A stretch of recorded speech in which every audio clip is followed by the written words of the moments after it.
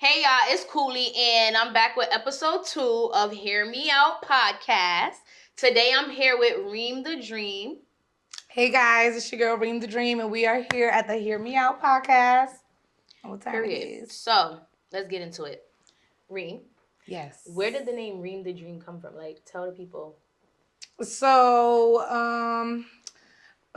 someone that I used to be friends with, like, you remember MySpace and like Facebook Messenger when you used to be on like a PC or computer and it would like pop up at the bottom like when somebody writes you like. Mm-hmm.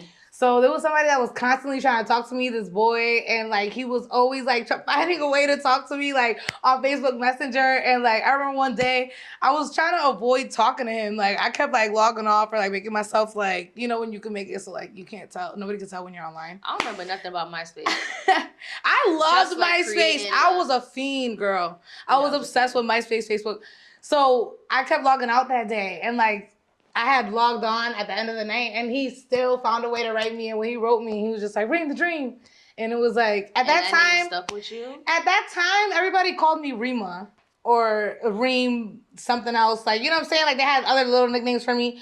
But like that, when he said Reem The Dream, it was so long ago. I think I was like 16 and it stayed in my head. And then later on, like I had to switch my Instagram handle to something. So it's not because like you got like dreamy eyes or something? No, like literally somebody called me that and it just stuck in the back of my head. I have a really good memory, so I remember stuff for a very long time. So when I had to switch my Instagram handle to something, and I was like, dang, like, what do I call myself? Like, I don't know. And I was like, hey, Reem The Dream. And it ended up having such a ring to it. And it's honestly a blessing because I feel like it's such a cool name now that Reem The Dream. That like it's like marketable. It's like Reem The Dream. Like, you know, it has a cute little, it rhymes. It works. So Reem. Yes. I want to get into your career, okay? Mm-hmm. So what inspired you to start working in the nightlife industry? And how long you've been working in the nightlife industry professionally? So I've been working in nightlife on and off since I was 18. So on and off, but I took a long time off. Like, so I would say 12 years minus like 3 or 4 years that I wasn't really working altogether. So like 8 years, really. Like, damn, I would say give or take. You almost a decade. You're going to have to celebrate when you get to a decade. I guess, right? Probably not. And what inspired you to want to get into the nightlife industry? Because that's not an easy, industry to be a part of. Right. So, I kind of grew up in this business a little bit. My father was the owner of a nightclub in the town where I'm from, Meriden.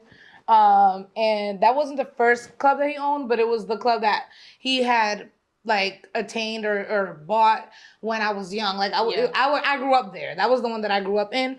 So I grew up like around the DJ booth and around security, like in the club. That's why you be doing like DJing sometimes. I guess. I don't DJ. I get on the mic and I host parties. But yeah, no, I feel like that is kind of where it comes from because I had like baby pictures and like pictures of me like very young, speaking into a mic. I remember my dad taking me to his club to sing because I used to sing when I was younger. So like we would do karaoke night. You could sing?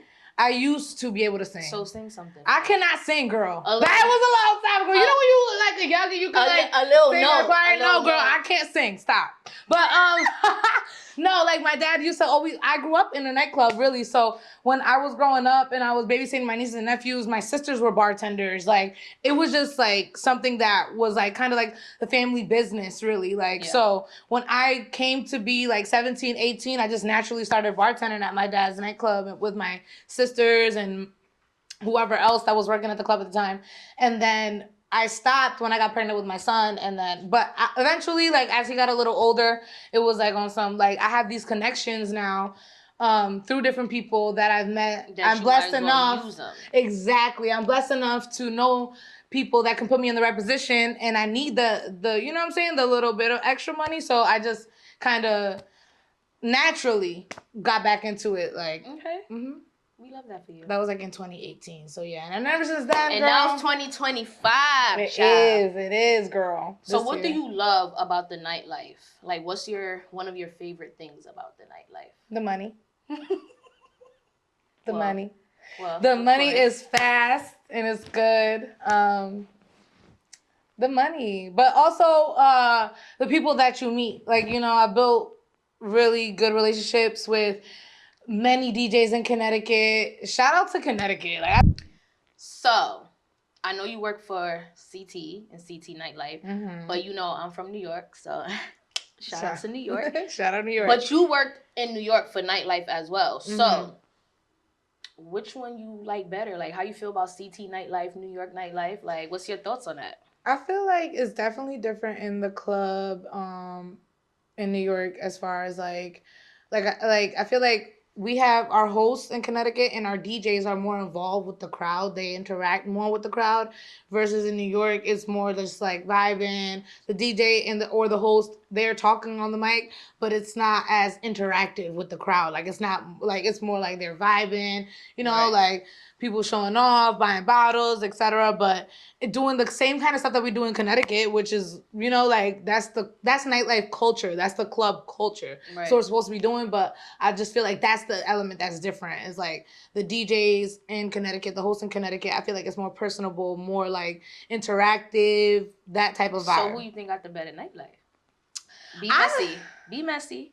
Not be messy. Honestly, I'm gonna say the truth. I haven't worked in New York in a while, so I can't really tell you. But you partied in New York. Yes. I do party in New York. You bartended in New York. You bartended in CT.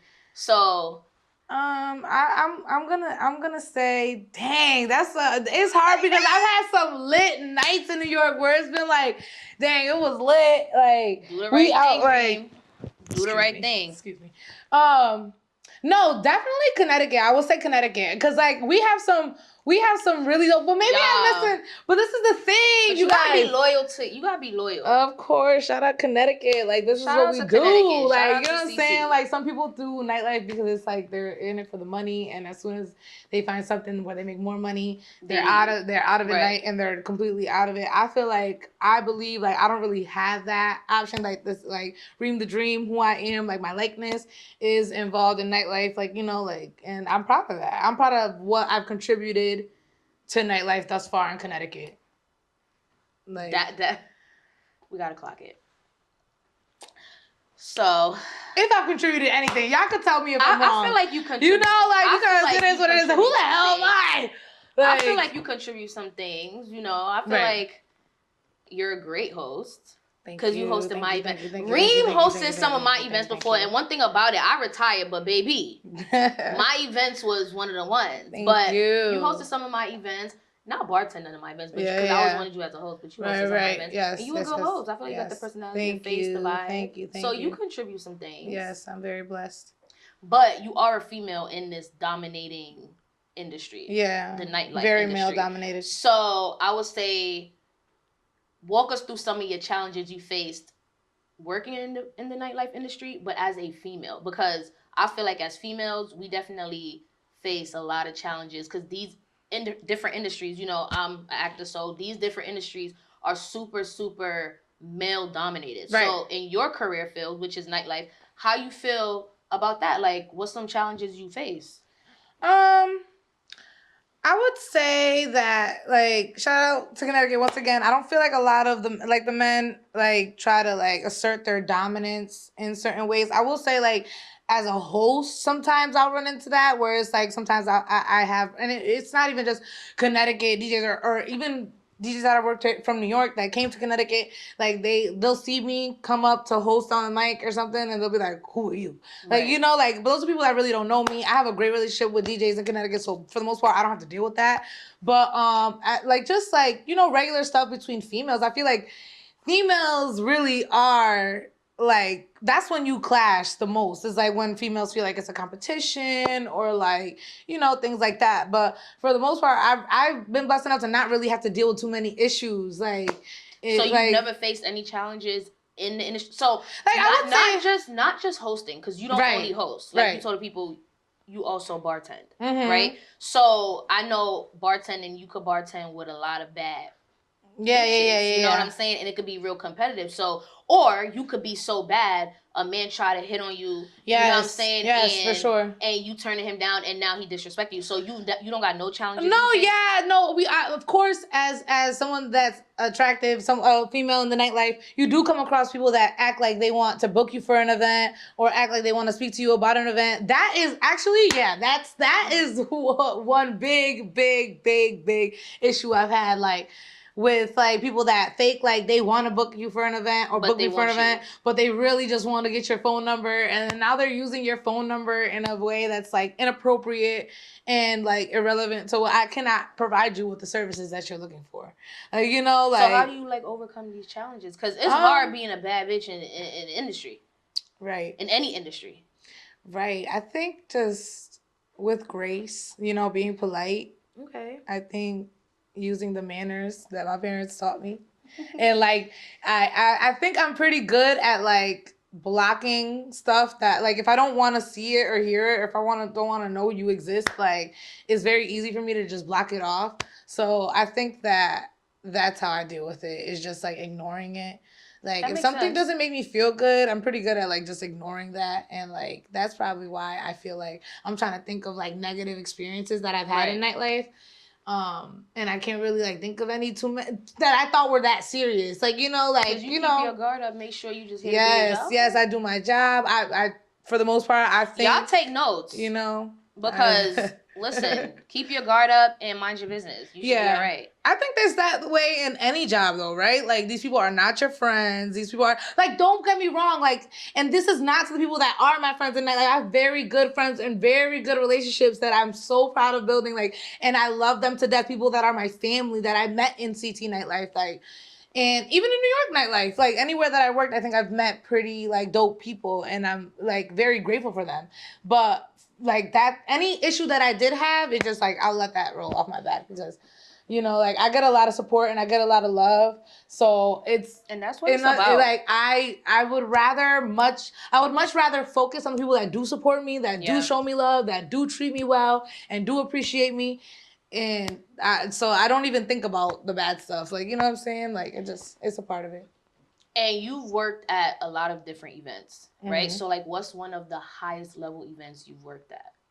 I would say that's why I say shout out to the promoters in Connecticut and the events in Connecticut, because we do have some really dope events that go on in Connecticut, really big events. And I feel like as far as big events, like the size of events, shout out promo guys from Connecticut, Nunu and Brock.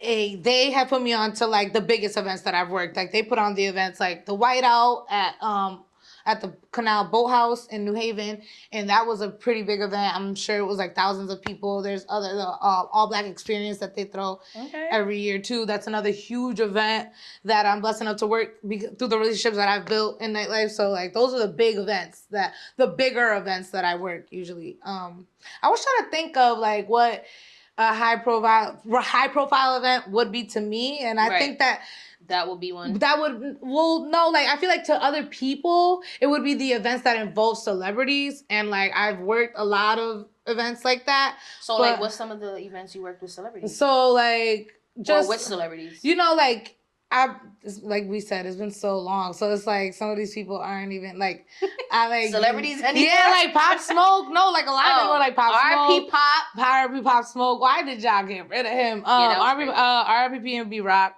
Him too.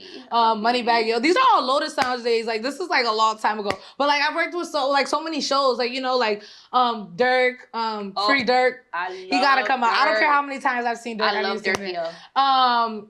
Moneybag Yo. There's so many people. Dave East. There's so many people that I've worked events and they've been a part. DMX.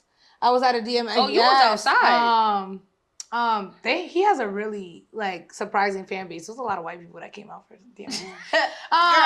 But let me think of any other events. Ruby Rose. So you've been doing your thing, because I mean, it is gonna be a decade. You know, you should do like a big event when it becomes 10 years. I'll probably go somewhere and celebrate myself. You know, you could do that too. I'll probably celebrate for myself. You can do that too. But you should do like a big thing, because that is a big celebration. It ain't hard being in this industry for that long, because again, you come across people who want to take advantage. They don't want to pay the monions, and now I gotta go. Girl. You know what I'm saying? So, and if you could work at like any event, club, or state in any state, like what would it be? Or where would it be? Like as far as a bartender or a host, like on the mic? I mean both, because you do both, so we don't have to like specify. Mm-hmm. But if you I think anywhere. I think honestly, I will be so blessed to be like a name that's known like nationwide. I aspire to become a DJ eventually. Like, so you want to like, be a DJ? Yes, that's what that I was really gonna be one of my questions. Like, what is another career that you want to do? Well, I like in nightlife or outside of nightlife. Do you want to like? Is that well? Right now we talking about nightlife. Okay. So now, I do aspire. What I really want is to become a DJ. I want to learn how to DJ. I really, the reason why I wanted to learn how to DJ is so that when I'm hosting and I'm on the mic and I'm with the DJ in the booth, I can understand what's going on in front of me. Right. On his laptop and what he's gonna do next. So who's one of your favorite DJs? Not from CT. Because that's messy. Actually, yeah. Who was one of your favorite DJs from CT? I think that CT is blessed to have so many dope. We're spoiled. Well, who's your favorite? We have so many. I think Echo is fire. My favorite. I don't have a favorite. I love y'all. Reem The Dream don't want to answer these questions. Who's your favorite DJ in CT? Tell the people. We want to know. My favorite DJ in CT. My favorite DJ. Like. All right. Who's your top 3? My top 3 in CT. Dang, I know so many, girl. Why are you doing this to me? All right. Well, okay. My top 3 would be DJ Tondadon, DJ Bam Bam, and dang. Shout out CT DJs. Y'all make it hard. What's the third one? I don't know.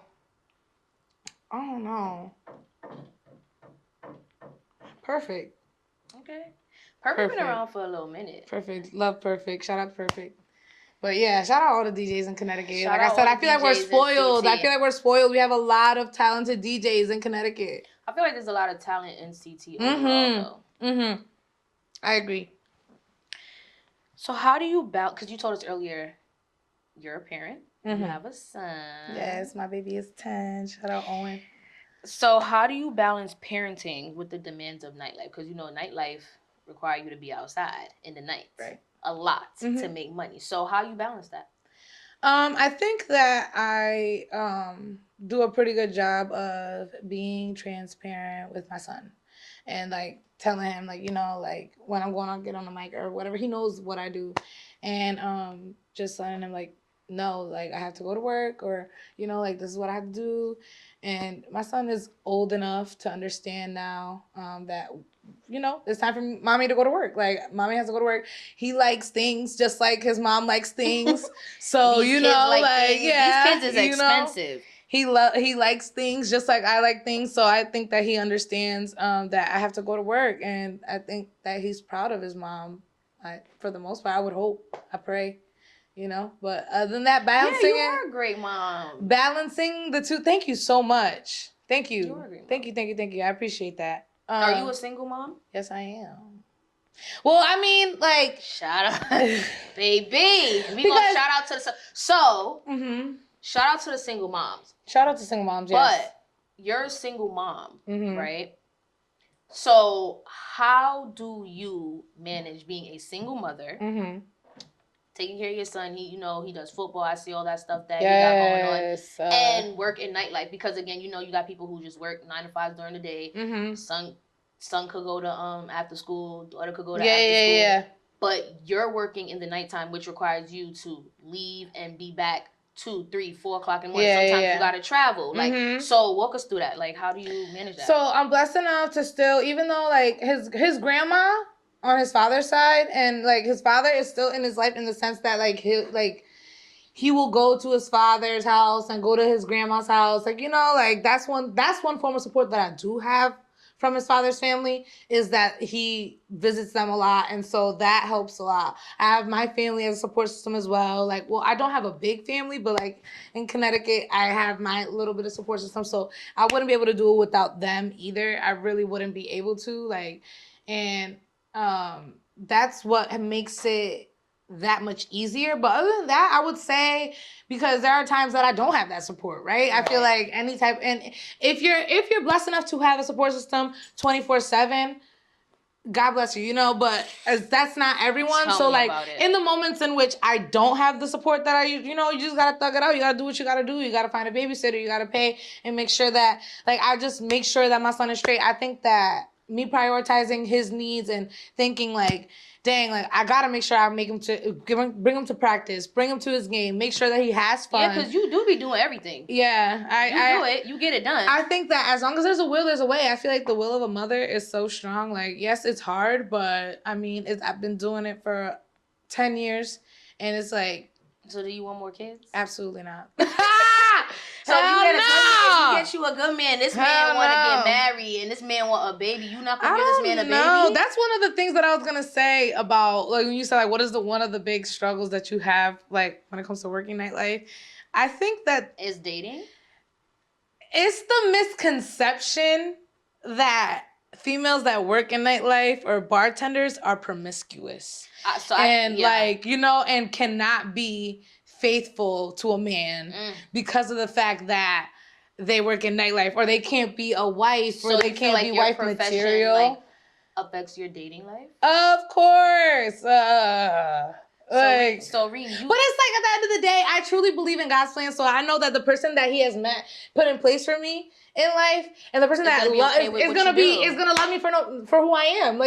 There's. So you're dating. I wouldn't say I'm dating, because if you ask me to go on a date right now, the wrong person is gonna get a no. You know what I'm saying? It has to be there's probably only one or two people on this earth right now that can actually on a date, and I'm gonna be like, yeah, where we going? Who? So, girl, what? What? I had to try. You thought? So you single? Yeah, girl, I've been single. Yes, I've been single for a long time. No. I'm single, and I don't talk to nobody, and nobody talks to me. I'm single, but that is a big struggle that I feel at this age, because I'm not I've been single for a long time, and I feel as of recently, I'm just, you start to think what is, and it's the truth. A lot of men, they just say I can't date a bartender, I can't date a bottle girl, and they're it's just a no for me, and I respect it. I respect it, because it's important to know what you want, and I think it's very important for men to know what they want and to value themselves and give themselves respect, as well as women. Do you feel other females ruin that chance for you? Not you specifically. Yeah, I was gonna say it can't ruin shit for me, but I'm just saying for females overall, that work as bartenders or work in the nightlife. I think that a couple bad apples do ruin the shit for everybody, but at the same time, that's in any profession. I feel any profession, that you see them teachers that get in trouble for screwing their students. Yo, and you know what I'm saying? Somebody that's hypersexual is gonna be hypersexual no matter their occupation. Someone that is promiscuity is not your promiscuity shouldn't be rated or judged based on your job. Because not only am I a bartender, like you said, I'm a mom, I'm a host. I also have a career separate from nightlife. That I've had a career in healthcare for over 10 years now. I'm not just a bartender. So for someone to look at it and just be Reem The Dream. You are behind the bar, it's a no. I think that's so whack. And I feel people don't block your blessings, okay? Your soulmate could be, because I said, it's the misconception that a female that works in nightlife can't be wife material. But they can't. Exactly. So tell them. Reem says she out here looking for a husband. Oh no, see, look, I'm not looking for anything. I just want what God wants for me. But I just think that, I said, I feel like women in nightlife, I'm sure you guys can agree. Let us know in the comments.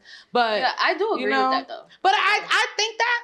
But then at the same time, I truly feel a man that wants you is gonna come get you, and it don't matter what you do, who you are, you know what I'm saying, what your job is. A real man that loves you or wants you is gonna say. So what kind of man are you looking for?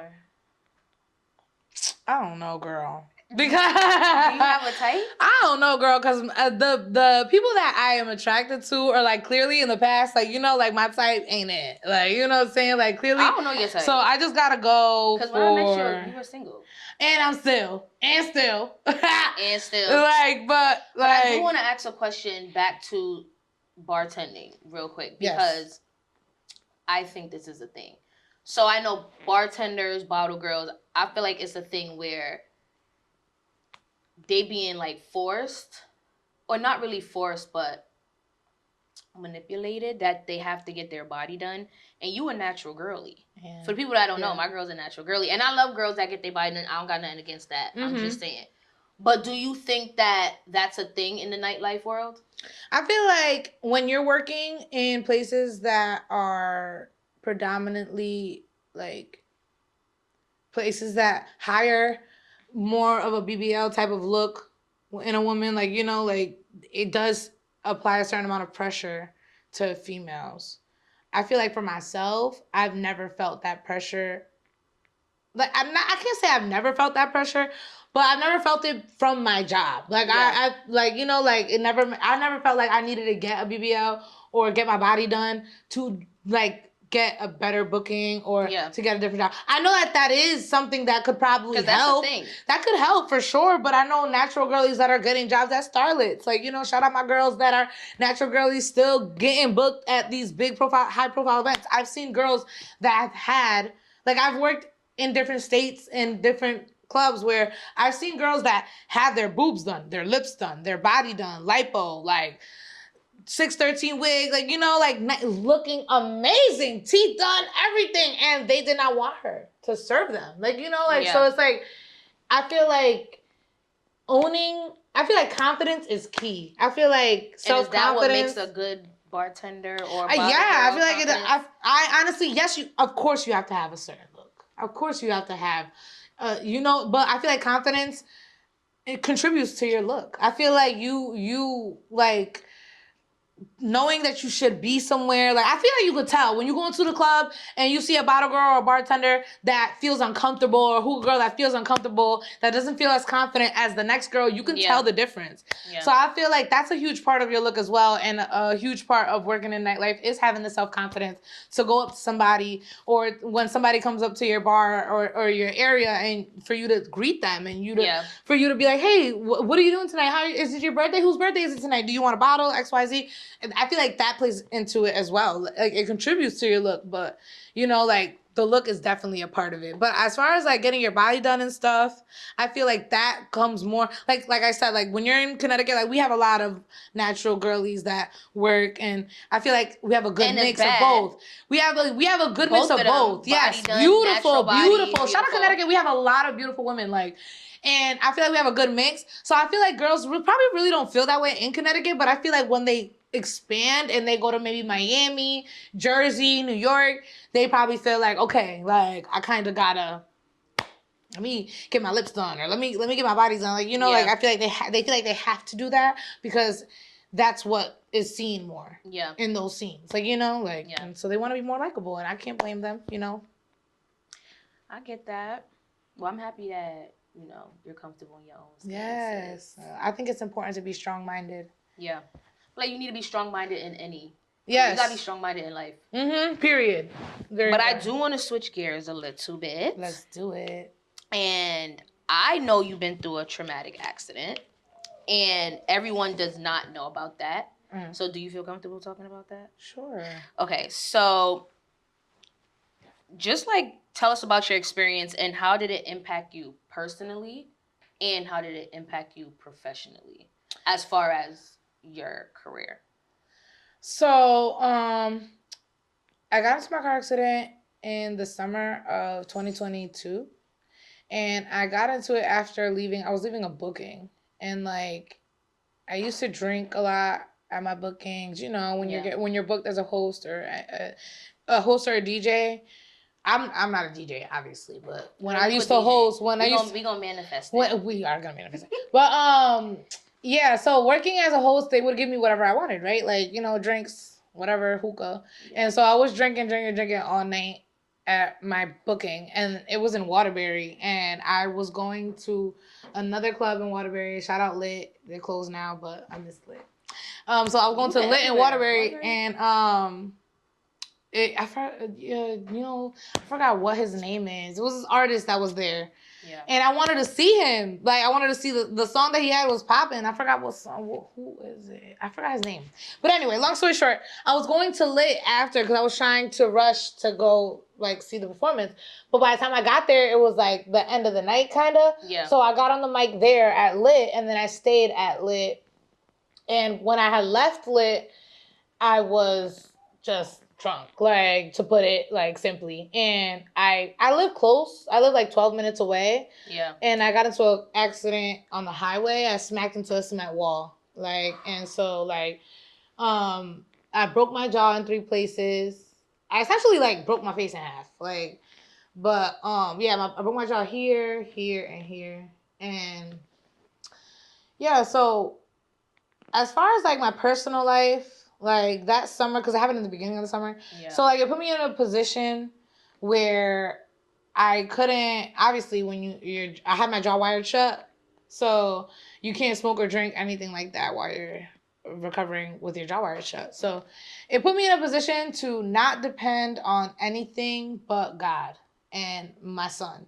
And not even really my son, because my son was so young. That was 3 years ago, my son. He was like 6, 7. He was 7.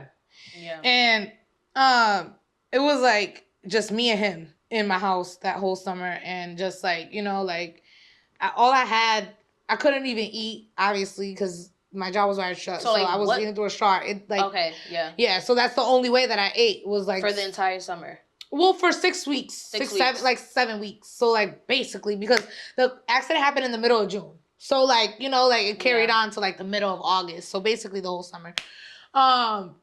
But yeah, so like it put me in a position to only be able to depend on God and my son for my life. Like everything, like that's what gave me life was my child. Yeah. And just prayer and meditation.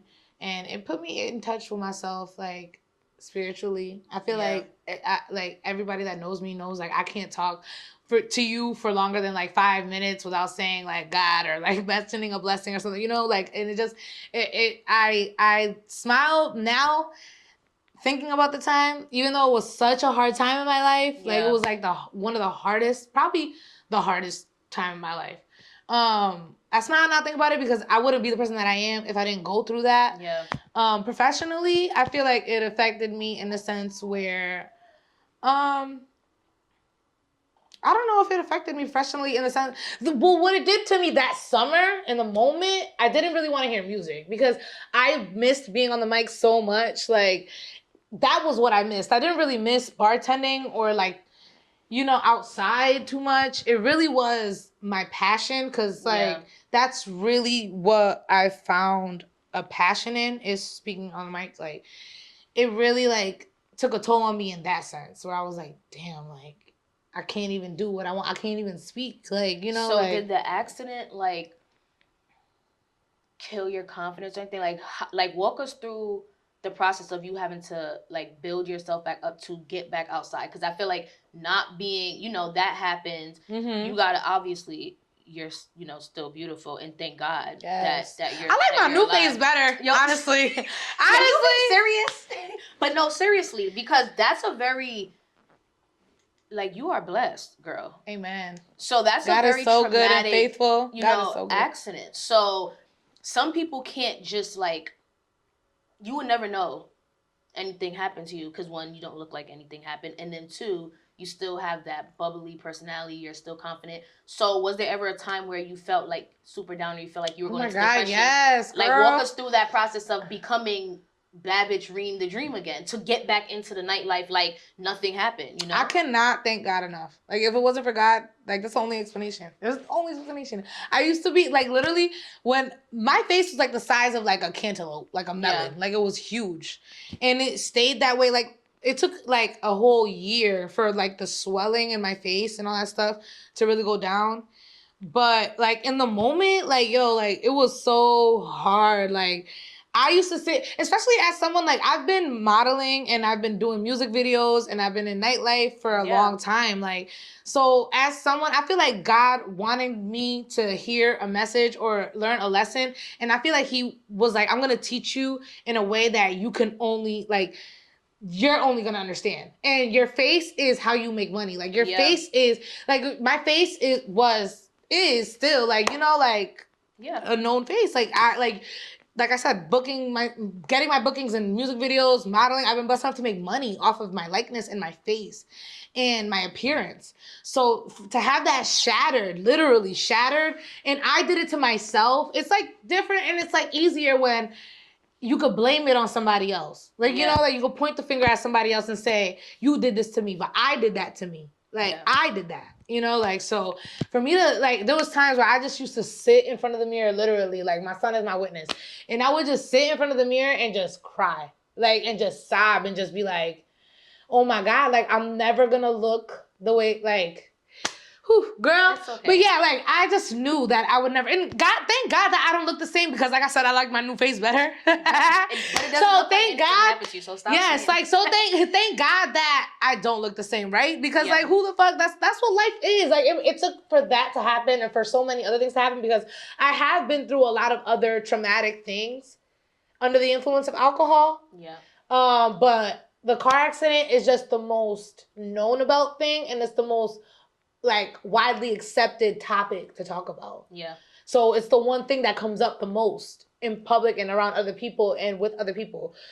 So, but that and a lot amongst other things was like one of the things that I had to learn that this is what life is about. Like we think that life is about the happy moments and like the good things and the money and all the fun that we have. But life is really about those moments when you're shattered, you become shattered and you have to literally who you are after that. That's what life is about. Like, and what you do with life after that. That's what life is about. It's not about when everything is all good and everything looks great and you look great. It's not about that. Like, you know, like this is what life literally is about. Because there's been moments where I've been like, damn, I'm tired of learning my lesson, or I'm tired of leaving an event or leaving a bar or leaving a club and I'm getting into some stuff because I'm drunk, or like I'm tired of learning the same lesson. And it's like, Reem, this is what life is literally about. This is, you know, this is life. Like, and I'm just blessed enough to still be able to know that, to feel that, to see. It gives me a level of gratitude. That instance in my life has given me a level of gratitude. Like, I'm grateful for every little thing, girl. Everything I could see, hear, feel, touch, everything. Like the fact that I'm able to touch it, feel it, everything. Like, I'm grateful at all times. Well, I'm like very happy because when I didn't know, and so when I saw that, I wrote you like, Reem, what are you talking about? Because that shit was crazy. Yeah. But again, thanking God that you know you're here to see your son another day. Yes, you're here to live out all your dreams and still be that bad bitch in nightlife. Yes. You know what I'm saying? And still being you. So we love that, and I'm happy that you know you were able to overcome that challenge. Yeah. And you know you're still here, and that's what it's all about. Right. And it's like I'm trying to think about, because I know you asked me too, like how did I build myself back up to being in nightlife and to like feeling you said, like, good. You meditated. Yeah, like all that, but also like, you know, like I was still embraced. When I came back, I was still embraced. Like my people still showed me the love. You know what I'm saying? Like like I said, like I'm blessed enough to know many, many people in CT Nightlife that were like, you know what, Reem, we're so happy you're back. So happy to see you. When can you come do this, that? Like, you know, like shout out my sponsor, Dazed, that like honestly has been sponsoring me since like 2021. And they sponsor everything that I do. And they, even when I took a time off of nightlife and from hosting or modeling, whatever the case may be that I do for them, they still were there when I came back.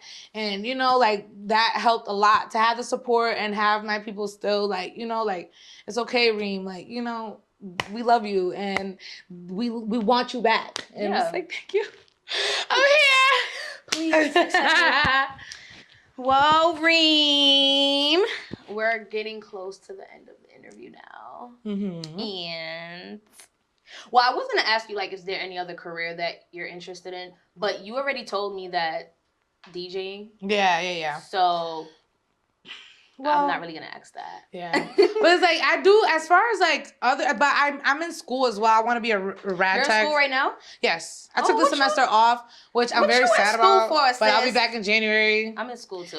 And I'm in school to be a rad tech. I can't wait to be a rad tech. I've been and like I said, I've been in healthcare for a long time. So it's like I want to switch gears from what I do, and I'm very interested in it. Like I'm very excited. I can't wait to get my degree in radiology. I feel like you wear like a million hats. Do everyone know about this about you, or only certain people? I don't know. Like I guess they're gonna find out only now. Me, I don't know. Because like I'm special. Right, exactly. But like people that are close to me, they definitely do know. Like I feel like that's why, like, you know, the people that love me love on me so much because they know that I do handle a lot of things. But yeah, no, I'm excited. I'm excited for the future. Like, I'm excited to become a DJ. I'm excited to become a rad tech, to get my degree. I'm gonna have to book you. Like, yes, girl. But, like, that's the thing. Like, when it comes to DJing, that's something that is, like, is gonna be very personal to me. It's like, I do want it to be something where, like, it eventually grows into something that I'm doing in public. But for the most part, I just want to DJ for my friends. Like, I just want to invite you over to my house and, like, we chill at my house and you guys hear me DJ. And then until I'm, like, really good and you guys are like, Reem, okay, we got to take you to the club. Like, that's like, y'all gonna have to beg me. Coming for, y'all have to beg me. You gonna try to take Perfect on? No, girl, don't start that. Don't start that. No. Shout out Perfect because Perfect really embraces me as an MC. And he's like, no, you're going to do, like, he's like one of those people that has always, since I started talking on the mic, like, okay, you want to talk on the mic? That's what you want? All right, let's do it. Like, you know, like. Have you ever thought about, like, asking Perfect to mentor you? I haven't asked directly, but I know that when I do start DJing, I'm going to have the support of many Connecticut DJs. Yeah. And there's like, you know, like there's, I could literally sit here. We're going to be here for another 20 minutes if I sit here and let you know what I like all the DJs.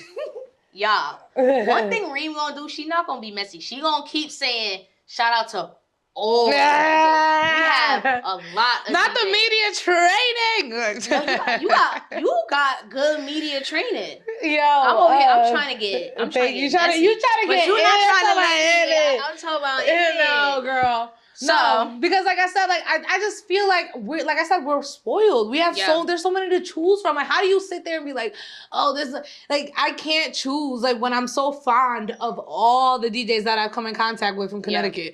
I'm so fond of them. Like I'm proud of them. Like, you know, like and me as a host, how I am as a host, like really comes from the DJs that I've been around. Like, you know what I'm saying? Like, these DJs have taught me everything that I know. Like, I wouldn't know how to, like, use a fader or use a DJ board. I don't know many of the things. Those that I do know, I learned it from the DJs. Like, you know, in Connecticut, because they're so talented, they've contributed to my talent. There's a lot of talent out there. Yes, like, it's just like, I can't choose. Because there's a lot of talent in CT, y'all. Never sleep on Connecticut. Never, ever in your life. Don't ever sleep on Connecticut.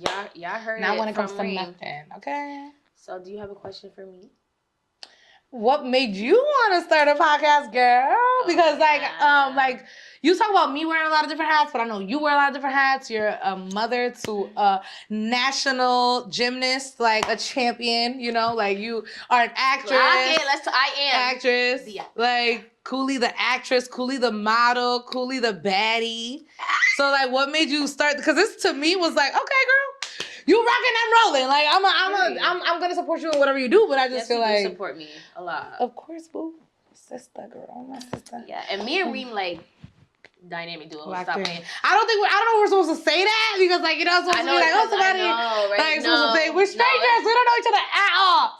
Yeah, I did not know this lady. But yeah, what made me want to start my podcast a year ago when I went to BET Experience. Yes, that was so fire, girl. Yeah, I bet on myself. I literally told Phil's like, yo, I'm about to go to BET. Yeah. And in 2 days, I just went to BET. I know, that's I went to LA. I know, that's When I went to LA, like, one of my people's out there, he's cool. He hit me up like, yo, I want you to do an interview. I want you to interview this actor. I think I saw that. My dog is crying. I'm dead. But she gonna have to cry. Okay? Just in case if y'all hear her crying or whatever. Okay. But anyway, so I went to LA. Fast forward, my homeboy hit me up like, yo, I want you to do this interview. You know me, I'm a celebrity for real. So the whole time I'm thinking, Beyonce. I'm getting interviewed. So I'm over here like, shit, let me study the questions. I'm studying the questions. So I called him about one of the questions. And he's like, girl, you giving an interview. So I was like, excuse me? So I had... he called me, hypothetically speaking, he called me 11. I had to do the interview at 12:30. Right. So I'm like, he was like, well, you know, if you don't want to do it, it's okay. Like, I'm putting you on the spot, whatever. But y'all know one thing about me. If you know, I could do everything. Yeah. So I said, nah, I'm doing it. Especially because I'm in LA. I might as well just, you know, take a chance. So I said, all right, cool. So the guy, his name was Andre Pierce. He's literally like an actor, a singer. He worked with Tyler Perry. He's worked with a lot of people. Yeah. I didn't know who I was interviewing when I went there. So I pull up now looking like a baddie in these LA streets. And you should. And I'm nervous, extremely nervous. Like, yo, I don't think I could, you know, I'm in LA by myself, by the way. I don't got nobody with me. Like, Phil's, Brandon, none of them couldn't come with me. So I'm by myself and I'm panicking. That's the type of shit that I be doing, girl. I'll be out there like, okay, I'm meeting with somebody for a shoot at 7 in Malibu by myself.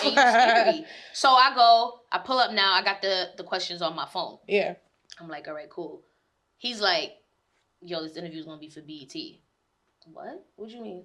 Yeah. No, but that is so dope, though. Armpits start sweating, Reem. So I'm like, all right, cool. But you know, one thing about me, when the camera going, baby, I'm in action. Okay, so camera went on and I just got right to it. And it was just like natural. Like I literally glimpsed at the questions and that was just me being me. And I'm like, girl, you so good at this because, you know, I'm a people's person. You are. So I'm like, all right, you good at this. Interview came out amazing. The guy I interviewed loved it. My homeboy was like, yo, this shit was fire. BT loved it. And that was my first time giving an interview. Because like I said, I'm always being interviewed. Yeah. So I was like, all right, this is cool. I sent it to Phil, sent to all my people. They was like, yo, you did a good job, whatever. I always rewatched the interview over and over and over. And I'm like, this is cool. But, you know, again, like you said earlier, I do wear a lot of hats. So I was just like, I don't know if this is something I'm going to be able to fit in. Fast forward, I had to do, because I'm in school, I had to do a really big project that was worth 50% of my grade. And I had to give an interview. And I had to give an interview to somebody that was like in my career or above me. So I interviewed my acting coach. Yeah, interview dropped today. So y'all better tune in. All right. Episode 1. D-Phil shot it. Episode 1, Hear Me Out. Period. Okay. So yeah. So I interviewed my acting coach, Wendy McKenzie. She's a celebrity acting coach. She's worked with so many people. Shout out to her. Yeah, shout out to Miss Wendy. And because I had to do that interview, and she was like, yo, you so good at this. Like, you should, like, do interviews, like, start a podcast. But again, it's something I had written down. I just haven't had the time because I be doing too many things with Phil's, too much acting, too much this, too much that. I'm running around like a crazy person. And anyway, I was like, Phil's, like, I should drop this for the first episode. And he was like, yeah, let's do it. And he edited the interview. Dope. And here we are. Dope. Hear me out. I love it, girl. So hear me out. Anything you want to do it. Don't wait. Yes. You know what I'm saying? Time is money. Yes, Get right to it. Yes. So, this is my Hear Me Out segment, y'all. We can't get messy. I'm sorry, but just not the type of messy she wants to get. What's your favorite club? What's the best club in CT? I would say that we only. And what's the worst club in CT? She said we wasn't gonna get messy, and now I'm gonna have. You don't have to answer in this segment. But what's the best club in CT?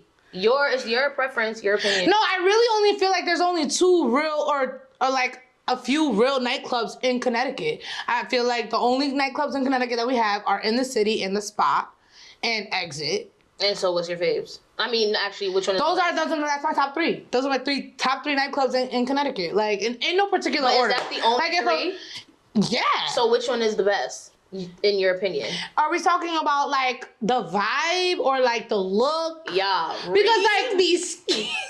She dodging smoke, y'all. No. We're gonna talk it's about your opinion. We're gonna talk about but I'm asking, like, do you mean like when I walk in, what's the place that I think is the most like the nicest club? No, or like like you think is the best vibe? Club? Girl, you a host and you a bartender. Which club is the most popping club in your opinion in CT, child? I feel like it's a tie. I can't say. It's a tie between those 3 because honestly, they got it. No, that's the media training. My girl don't want to. It's okay. It's okay. It's okay. I love Shout out to all the club owners in Connecticut. Shout out to y'all. But y'all, that's a wrap on episode 2. Hear me out. I hope y'all enjoy. And before we go, Reem, tell them where they could follow you and all that good stuff. Yes, follow me on Instagram at thereal.reemthedream. That's THE real.reemthedream. And yeah, follow me for more events and where I be at, what I be doing. You never know. It's a little bit of everything. A little bit of this, a little bit of that. Yeah, shout out to Cooley. Shout out to Hear Me Out podcast. And shout out to Phils. Y'all know I'm going to say it every time. Yes. Okay, because he behind the camera. Period. Thank you guys for watching.